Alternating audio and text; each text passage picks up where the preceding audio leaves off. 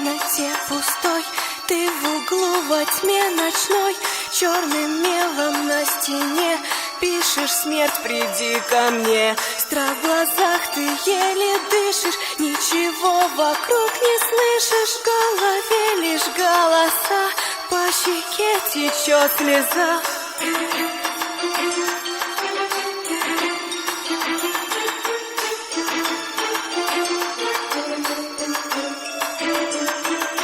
Ты в чужой стране теперь, и тебе открылась дверь в мир, где души обитают, медленно тебя сжирают. Ты боишься, ты бежишь прочь от тех, с кем говоришь, и